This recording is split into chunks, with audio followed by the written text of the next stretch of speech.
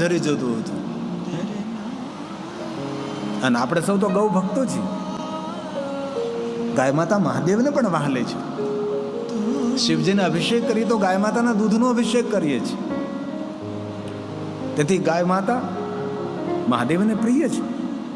અને આપણે આ કથાનું ગાયન કરી રહ્યા છીએ તો ગાય માતાની પૂજા કરી રહ્યા છીએ, ગાય માતાની ઉપાસના માટે છે.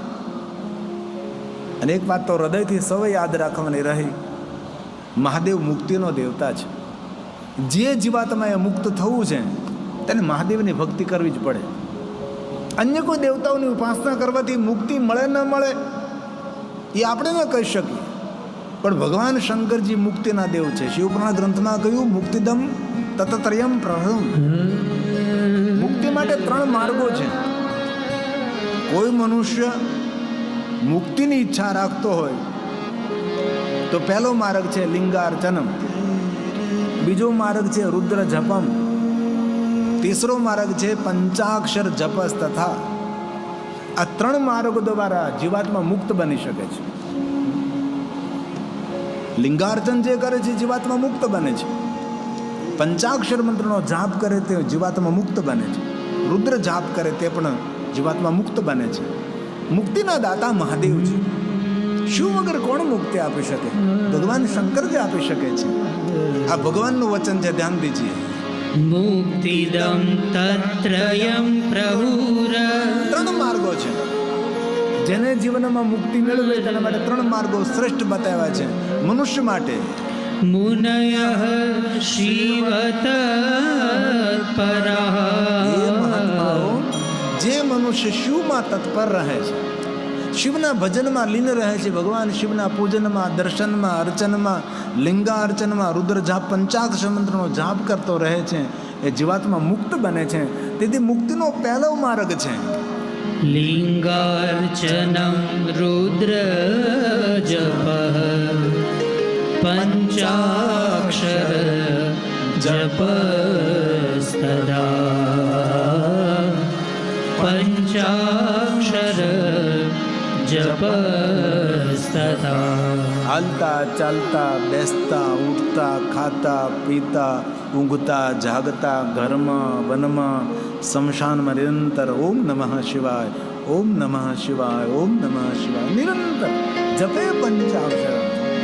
નમઃ શિવાય, નમઃ શિવાય, નમઃ શિવાય, નમઃ શિવાય, નમઃ શિવાય. હર હર બોલે નમઃ શિવાય. હર હર બોલે નમઃ શિવાય. નમઃ શિવાય. નમઃ શિવાય. નમઃ શિવાય. નમઃ શિવાય. હર હર બોલે નમઃ શિવાય. હર હર બોલે નમઃ શિવાય.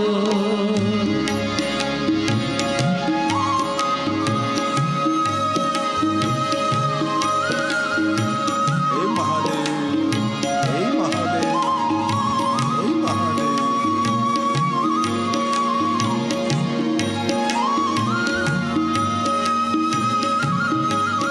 दो मिनट के लिए महादेव को याद करें भाव और भक्ति के साथ.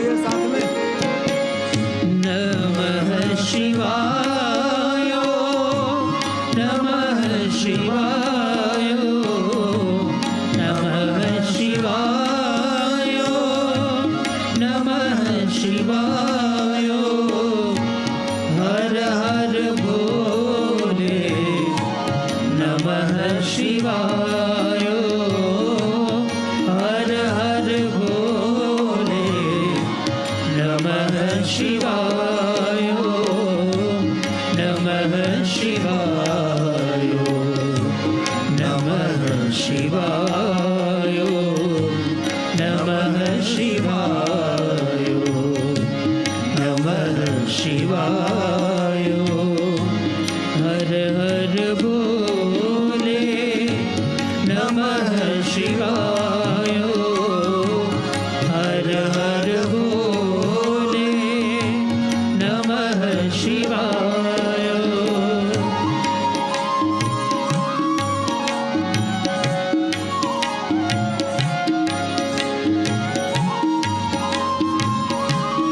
बाबा को याद करे भाव और भक्ति के साथ.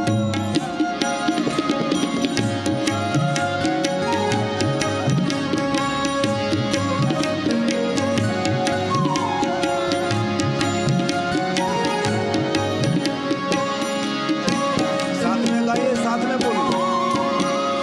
નમઃ શિવાય. નમઃ શિવાય. નમઃ શિવાય. નમઃ શિવાય. હર હર ભોલે નમઃ શિવાય. હર હર ભોલે નમઃ શિવાય. નમઃ શિવાય. નમઃ શિવાય. નમઃ શિવાય. નમઃ શિવાય. નમઃ શિવાય. નમઃ શિવાય. નમઃ શિવાય. તો ભગવાન મહર્ષિ વેદવ્યાસજી એમ કહે છે, જે લિંગાર્ચન કરે છે એ મુક્તિને પ્રાપ્ત થાય છે. જે રુદ્ર જાપ કરે છે એ મુક્તિને પ્રાપ્ત થાય છે. કાંઈ પણ ન થઈ શકે. જપે પંચાક્ષરમ, પંચાક્ષર જપસ તથા, અથવા એ પણ ન થઈ શકે તો શું કહ્યું? શુણુ યત્નેન સતતમ. ભગવાનના ચરણોમાં બુદ્ધિને અર્પણ કરી મહાદેવ કથા શુભા, જે મહાદેવની કથાનું શ્રવણ કરે છે, શિવ બુદ્ધિ કુરુ પ્રત્યા, જેની બુદ્ધિ ભગવાન શિવજીમાં સમર્પિત થઈ છે, એ મુક્ત જીવાત્મા છે. તો આ બધું કાંઈ આપણાથી ન થઈ શકે. ન રુદ્ર જાપ થઈ શકે, ન પંચાક્ષર મંત્રનો જાપ થઈ શકે, ન લિંગાર્ચન થઈ શકે. તો શું કરવું જોઈએ? તો કયું ભગવાન તો કથા સાંભળ.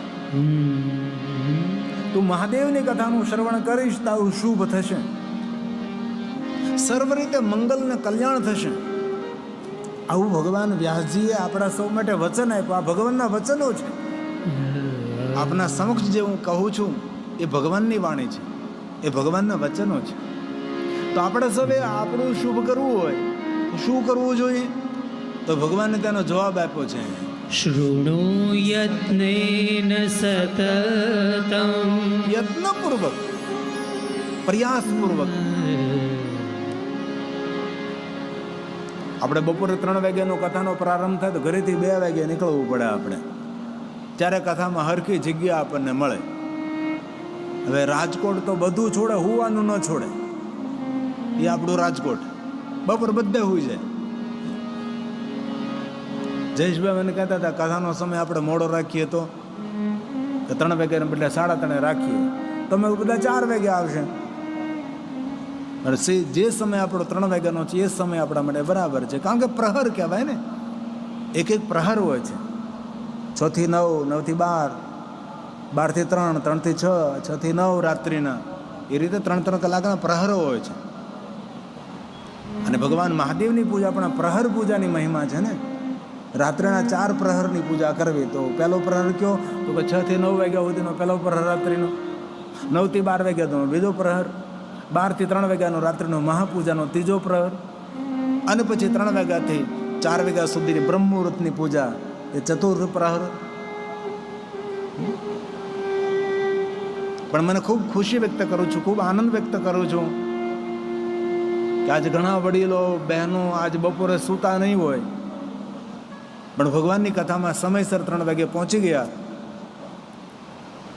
આપણી ભક્તિનું પ્રમાણ છે. અગર એવું કરી શકાય કે ભાઈ હાલું ને આપણે 3 વાગ્યા સુધી ઉતારી, 4 વાગે ઊભા થઈને પછી ડોલતા જાહું આપણે, 2 કલાક કથા સાંભળીશું ને પછી 6 વાગે આરતી ભગવાનની કરી અને પ્રસાદ લઈને આવતા રહેશું, પણ નહીં, સમયસર ભગવાનની કથા. અને બહુ દિલથી કહું છું, આપણી ગુપ્તમાં ગુપ્ત કોઈ કામના આપણે હૃદયમાં રાખી હોય ને, એ પણ ભગવાન મહાદેવ આપણે કામનાઓની પૂર્તિ કરે છે. એવી આ ભગવાનની કથા છે, એવા ભગવાનના આશીર્વાદ છે. કથા કોઈ સામાન્ય વસ્તુ નથી.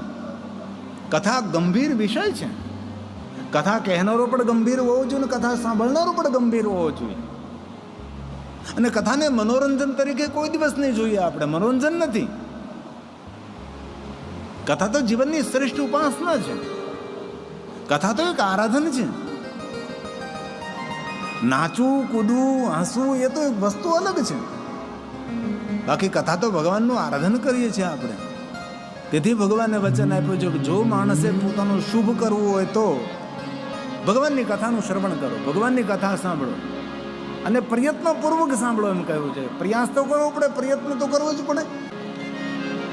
ધ્યાન દીજીએ, આ ભગવાન બોલ્યા છે, શૃણુ યત્નેન સતતં મહાદેવ કથાં શુભઃ.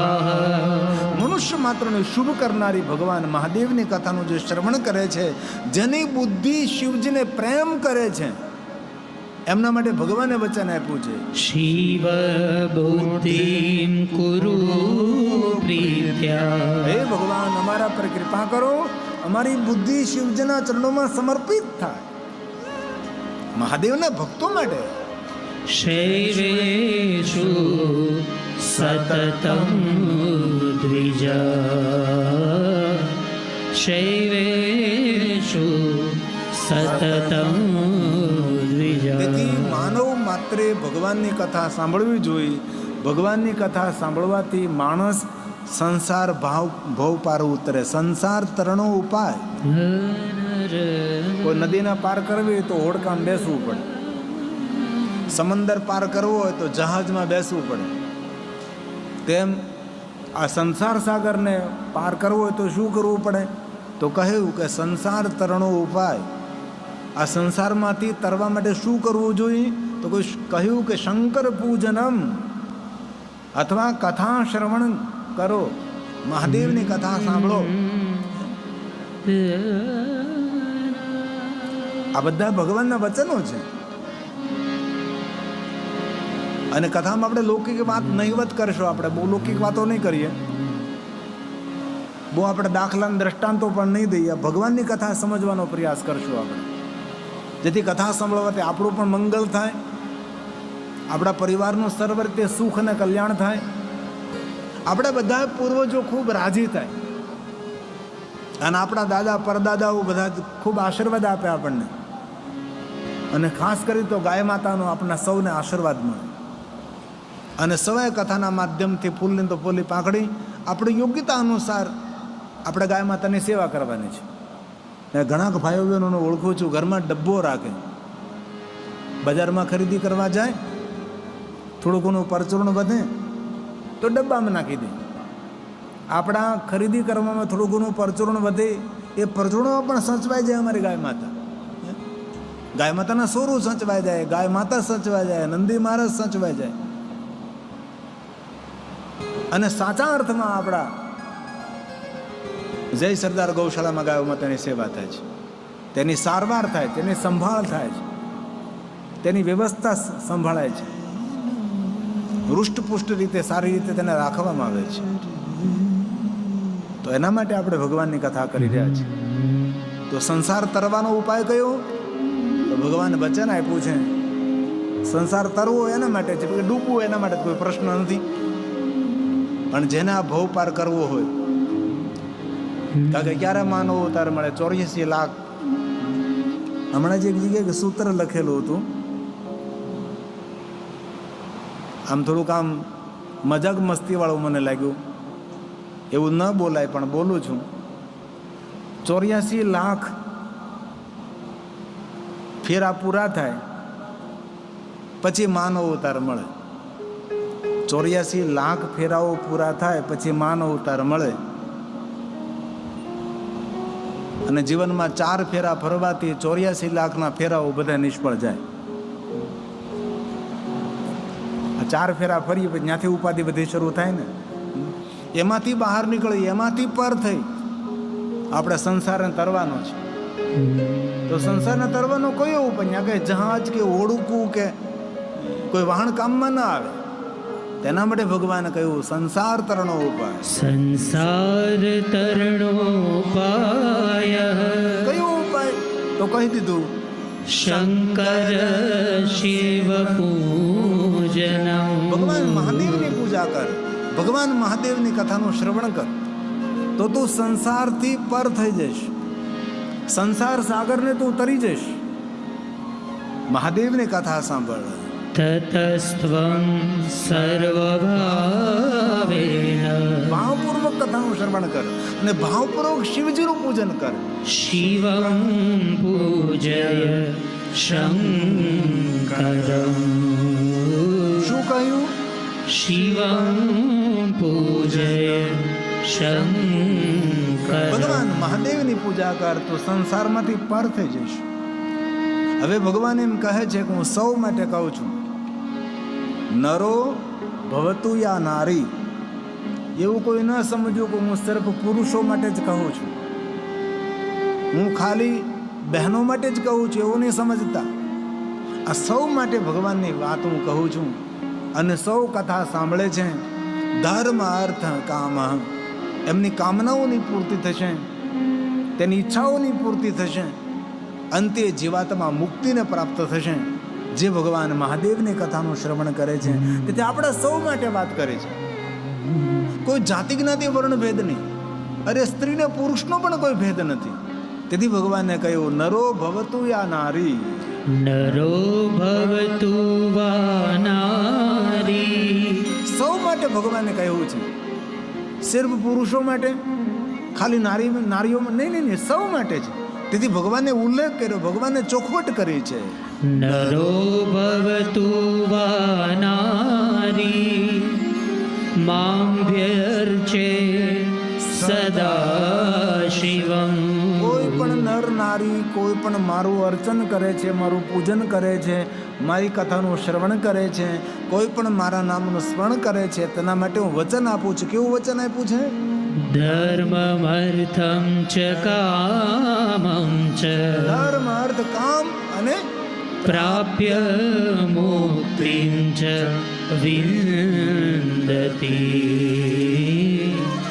પ્રાપ્ય મુક્તિં ચ વિંદતિ. તેને મુક્તિની પ્રાપ્તિ થશે.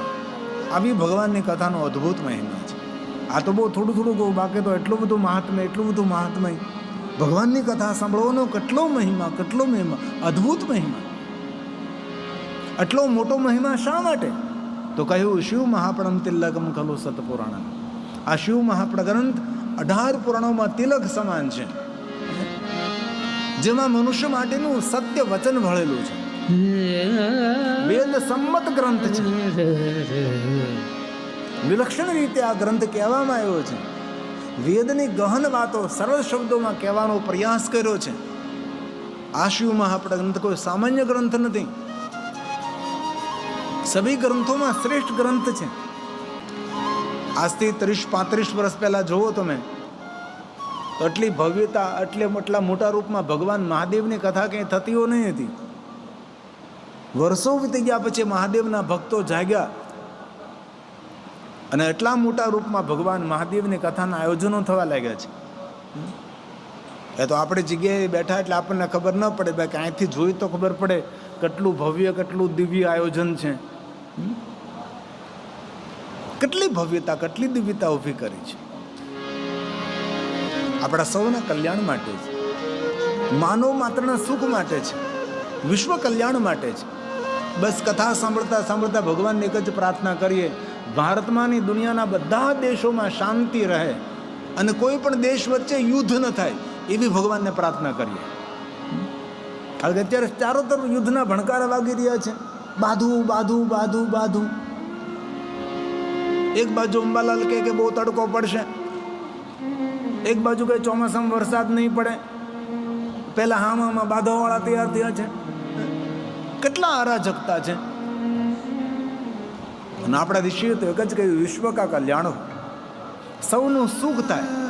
આપણે પણ ભગવાનની એવી જ પ્રાર્થના કરી, ભગવાન અમારા ભારત દેશમાં તો સહી, પણ દરેક દેશમાં શાંતિ રહે. કોઈ દેશ વચ્ચે ઝઘડો ન થાય, કોઈ દેશ વચ્ચે યુદ્ધ ન થાય, કોઈ માણસ વચ્ચે યુદ્ધ ન થાય. કારણ કે એક તરફ પ્રકૃતિ તાંડવ ખેલી રહી છે. એ પ્રકૃતિની સામે પહોંચી વળવા માટે માણસે સાવધાન રહેવાની જરૂર છે. અનાવૃષ્ટિ થશે, અતિવૃષ્ટિ થશે, સમંદરમાંથી દરિયામાંથી સુનામી આવશે, ધરતીકંપો થશે. ત્યારે માણસને મદદ કેવી રીતે કરી શકે? દેશ બીજા દેશને મદદ કેવી રીતે કરી શકે? તેના પર વિચારવું જરૂરી છે. સામે તોપો ઊભી કરવી, મિસાઇલો ફેંકવા એ કોઈ માનવનો ધર્મ નથી. તેથી ભગવાનને કથાના માધ્યમથી આપણે પ્રાર્થના કરી કે ભગવાન સૌને સદબુદ્ધિ આપે, પૂરા વિશ્વમાં શાંતિ રહે. અમારી એક વેદોક્તિ પરંપરા અંદર શાંતિ મંત્ર છે કે દરેક જગ્યાએ શાંતિ, આકાશમાં શાંતિ, પૃથ્વી શાંતિ, શાંતિ શાંતિ શાંતિ શાંતિ, નિરંતર શાંતિ રહે.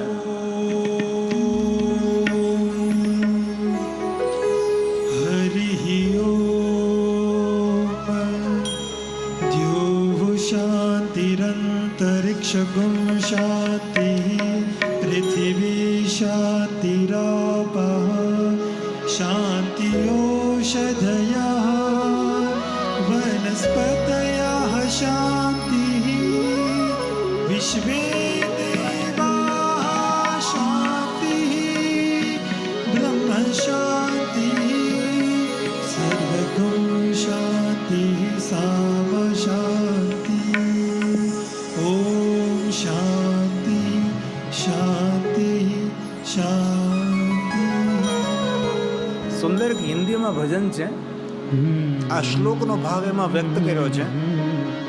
જે જ્યારે શ્લોક આપણે સાંભળ્યો, એ શ્લોકમાં જે ભાવ પ્રગટ કર્યો છે, એ ભાવ એક સુંદર ભગવાનના ગીતમાં હિન્દી ભજનમાં વ્યક્ત કર્યો છે.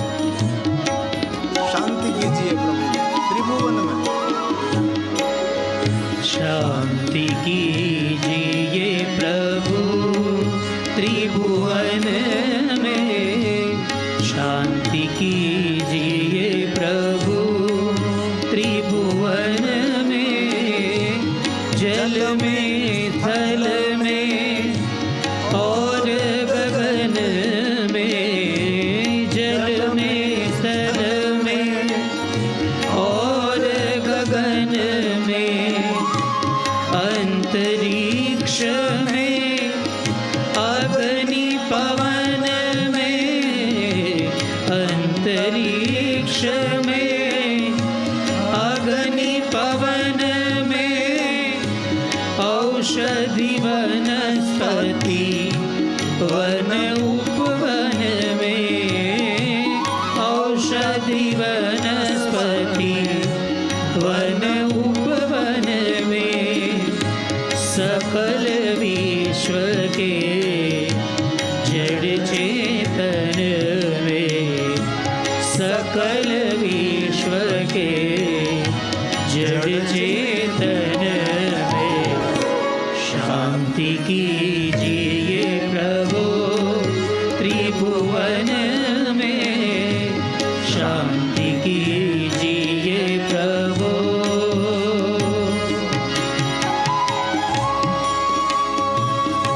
बस यही कामना करें, विश्व में शांति रहे.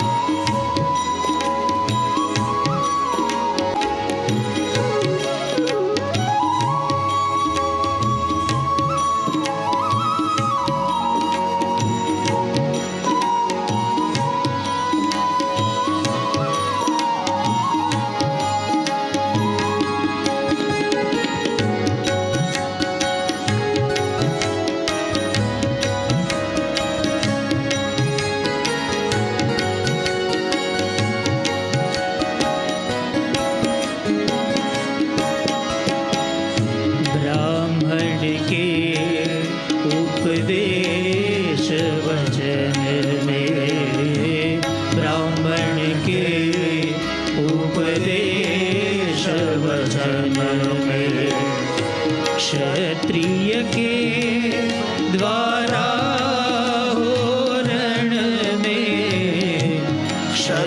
प्रिय के द्वारा रण में वैश्य जनों के होवे धन में, वैश्य जनों के होवे धन में, और शूद्र के हो चरणन में, और शूद्र के हो चरणन में। शांति राष्ट्र नीर बाण सृजन में, शांति राष्ट्र नीर बाण सृजन में।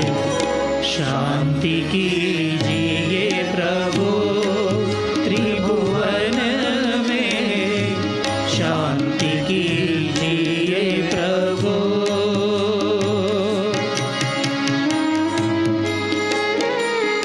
શાંતિનો દાતા મહાદેવ છે. શાંતિનું ઉદ્ગમ સ્થાન ભગવાન શિવ છે. આપણા દરેક તંત્રમાં છેલ્લે આપણે બોલીએ ઓમ શાંતિ શાંતિ શાંતિ. બસ વિશ્વમાં શાંતિ રહે, જગતમાં શાંતિ રહે. યુદ્ધ દુઃખ આપનારું હોય છે, સંતાપ આપનારું હોય છે, અડચણ ઊભી કરનારું હોય છે. તેથી ભગવાન શિવને પ્રાર્થના કરી કે હે ભગવાન, આપની કથાનું શ્રવણ કરતા કરતા એક જ ભાવ પ્રગટ કરીએ છીએ, વિશ્વમાં શાંતિ રહે, પૂરા વિશ્વનું કલ્યાણ રહે. ભગવાન સૌને સદબુદ્ધિ આપે. કોઈ માણસ માણસ વચ્ચે, કોઈ દેશ દેશાંતર વચ્ચે કોઈ યુદ્ધ ન થાય. નિરૂપ વિશ્વમાં શાંતિ રહે, પૃથ્વી પર ને ત્રિભુવનમાં શાંતિ રહે, એવી ભગવાનને પ્રાર્થના કરી આપણે. સર્વેષાં સ્વસ્તિર્ભવતુ, પૂરા ભુવનમાં શાંતિ રહે. સર્વેષાં મંગલં ભવતુ, સર્વેષાં પૂર્ણં ભવતુ, સર્વેષાં શાંતિર્ભવતુ, સર્વેષાં શાંતિર્ભવતુ.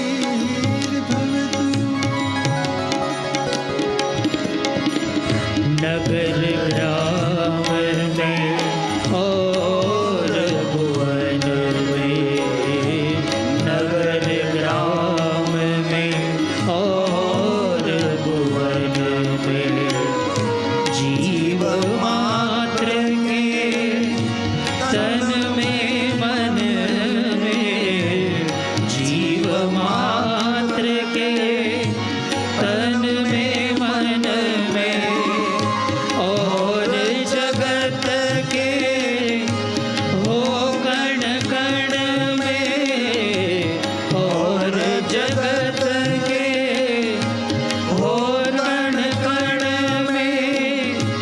शांति कीजिए प्रभु त्रिभुवन में, शांति कीजिए प्रभु त्रिभुवन में, शांति कीजिए प्रभु त्रिभुवन में, शांति कीजिए प्रभु त्रिभुवन में, शांति कीजिए प्रभु त्रिभुवन में, शांति कीजिए प्रभु।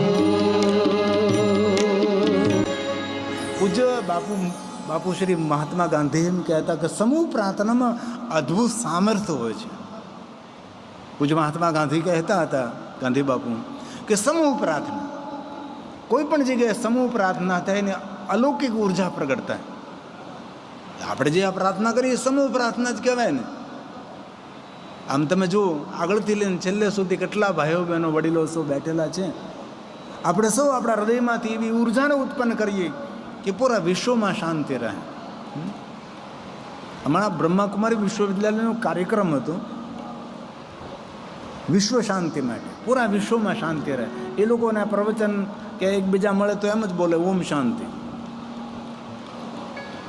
દરેક પ્રાર્થનાનો અર્થ તો શાંતિ જ હોય છે, અને યુદ્ધ પૂર્ણ થયા પછી શાંતિ જ હોય છે. તેથી કથાના પહેલા દિવસે આપણે સૌ ભગવાનને પ્રાર્થના કરીએ છીએ કે પૂરા વિશ્વમાં શાંતિ રહે છે. કારણ કે બીજા કોઈ દેશો ઝઘડે તો અસર તો ભારતને તો થવાની જ છે ને. અત્યારે તો અસર વર્તાય છે, ગેસના બાટલા મળતા નથી, ડીઝલ પેટ્રોલની તંગી વર્તાશે, અને કેટલા નિર્દોષ માણસોની ખુવારી થાય. બસ એવું ધરતી પર ન થાય. દ્વારકાધીશ ભગવાન કૃષ્ણજીએ પણ એ જ પ્રવચન કર્યું હતું કે શાંતિ રહે, શાંતિ રહે, પણ અંતે યુદ્ધ રોકાણું નહીં, અને યુદ્ધ વિરામ બાદ તો શાંતિ જ રહી. તેથી આપણે સૌ ભગવાન શિવને પ્રાર્થના કરીએ કે પૂરા ભારત દેશની અંદર, પૂરા વિશ્વમાં શાંતિ રહે, કોઈ દેશ વચ્ચે યુદ્ધ ન થાય. કાલે અર્થ દિવસ હતો, પૃથ્વીની સુરક્ષા માટેનો દિવસ હતો. આપણે સૌને જીવવાનું સ્થાન કયું? પૃથ્વી. જે વાણમાં બેઠા જ વાણને જ આપણે તોડી નાખીએ તો આપણે ડૂબી જાય, એક બીજું થાય. જે પૃથ્વી પર આપણે જીવી રહ્યા, પૃથ્વીને જ આપણે નુકસાન કરી રહ્યા છે. એક આંકડો આવ્યો હતો કે કરોડોના ટનમાં પ્લાસ્ટિક રોજ માટે સાગરમાં પધરાવવામાં આવે, સમુદ્રમાં પધરાવવામાં આવે છે. રોજ કરોડો વૃક્ષો કાપવામાં આવે છે. જેટલા વૃક્ષો કાપવામાં આવે એટલા વૃક્ષો વવાતા નથી. આખા ભારતની અંદર એક જ ગુજરાત એવું રાજ્ય છે, એમાં રાજકોટ એવું શહેર છે જ્યાં સદભાવના વૃદ્ધાશ્રમવાળા આખા ગુજરાતને રળિયામણું બનાવી રહ્યા છે. આવું દરેક રાજ્યોએ કરવું જોઈએ, દરેક ટ્રસ્ટોએ કરવું જોઈએ. જ્યાં જોવો ત્યાં વૃક્ષ જોવો એટલે સદભાવના. વૃદ્ધાશ્રમ રાજકોટ આ કેટલું મોટું હરિયાળું બનાવવાનું કામ કરી રહ્યા છે. જ્યાં જોવો તેના તરફથી વૃક્ષો આવેલા હોય છે. જ્યાં હું રહું છું સૌરાષ્ટ્ર કાઠિયાવાડની અંદર, અમે પણ પહાડી પથરિયાળ જમીનમાં 1 લાખ બિલવૃક્ષનું જંગલ બનાવ્યું છે. અમે વૃક્ષોનું વાવેતર કર્યું છે, કારણ કે વૃક્ષ એ માણસનું જીવન છે. આપણે 15-20 વર્ષ પહેલાં ક્યાં એટલો તાપ જોયો હતો ભાઈ? 42, 45, 46, 48 સુધી જતું રહે છે. અત્યારે ટેલિવિઝનમાં જે દ્રશ્ય જોવો છો, જ્યાં અમે રહીએ છીએ ત્યાંનું દ્રશ્ય છે. પથરિયાળ જમીનમાં બધા વૃક્ષો વાવવાનો પ્રયાસ કર્યો છે, અને બધા બિલ્વ વૃક્ષો છે. તેથી કથાના માધ્યમ દ્વારા ગૌ માતાની સેવા સાથે સાથે આપણે વૃક્ષો વાવીએ. પણ અત્યારે ઘણો બધો સુધાર છે. અત્યારે દરેક ખેતરના શેઢે લીમડાઓ વાવેલા છે, દરેક ખેતરના શેઢોએ વૃક્ષો વાવેલા છે. તેથી ગઈકાલનો જે દિવસ હતો એ અર્થ દિવસ, આજે પુસ્તક દિવસ છે, તો ગઈકાલે અર્થ દિવસ હતો કે પૃથ્વીની રક્ષા માટે માણસે જાગૃત રહેવું જોઈએ. મોટા મોટા ગ્લેશિયરો બધા પીગળી રહ્યા છે, બરફના પહાડો સમંદરમાં ભળી રહ્યા છે, સમંદર ધીરે ધીરે ઊંચો આવી રહ્યો છે. અમે પિંડારક તીર્થ કથા કરવા ગયા હતા, જે દુર્વાસા મુનિનો મૂળ આશ્રમ હતો એ તો 2-3 કિલોમીટર દૂર દરિયામાં ડૂબી ગયેલો હતો. આટલો દરિયો આગળ આવી ગયો હતો. જેવી રીતે આપણી દ્વારકા નગરી, ભગવાન કૃષ્ણજીની વસાવેલી નગરી 30 કિલોમીટર દરિયાની અંદર ગરકાવ થઈ છે. અને ભગવાન દ્વારકાધીશે જ કહ્યું હતું દુર્વાસા મુનિ, જલ્દી આપનો આશ્રમ છોડી દો, અન્ય સ્થાન પર આપ પ્રયાણ કરો, પ્રસ્થાન કરો. મારે સધામમાં જવાનો સમય થયો છે, તેથી થોડી વારમાં દ્વારકા ઉપર પાણી ફરી જશે, દ્વારકા ડૂબી જશે, તો તમારો આશ્રમ પણ સાથે સાથે ડૂબી જશે. તેથી આપ જલ્દી સ્થળાંતર કરો. મૂળ જે દુર્વાસા મુનિનો આશ્રમ છે એ તો સમંદરની અંદર છે, 2-3 કિલોમીટર સમંદરમાં છે. તો ધીરે ધીરે સમંદર આગળ વધતો જાય છે. વૈજ્ઞાનિકોને કહેવું છે દુર્વાસા મુનિનો આશ્રમ હતો ત્યાં સમંદરની અંદરનું શિવલિંગ જ્યારે ઓટવું હોય ત્યારે ત્યાં જઈ શકાય. બહુ સુંદર સ્થાન છે, લેકિન સમંદરની અંદર છે ત્યાં જવું સામાન્ય માણસ માટે બહુ મુશ્કેલ પડે છે. વૈજ્ઞાનિકોએ કહ્યું છે કે 2050માં ઘણી ખરી પૃથ્વી ડૂબી જશે. તેથી આપણે સૌ જાગીએ, પૃથ્વીનું વાતાવરણ ઠંડુ રહે, પર્યાવરણની રક્ષા કરીએ. ગઈકાલે અર્થ દિવસ હતો, આજે પુસ્તક દિવસ છે. પુસ્તકને પ્રેમ કરીએ. મસ્તકના વિચારોને જીતવા માટે પુસ્તક શ્રેષ્ઠ શસ્ત્ર છે. મસ્તકના વિચારોના યુદ્ધ ન જીતવું હોય તો જ્યાં કોઈ તલવાર કે કોઈ શસ્ત્ર કામમાં ન આવે, ત્યાં તો પુસ્તક જ હાલે. તેથી સારા પુસ્તકોનું અધ્યયન કરવું એ પણ જીવનનું એક ઘડતર છે.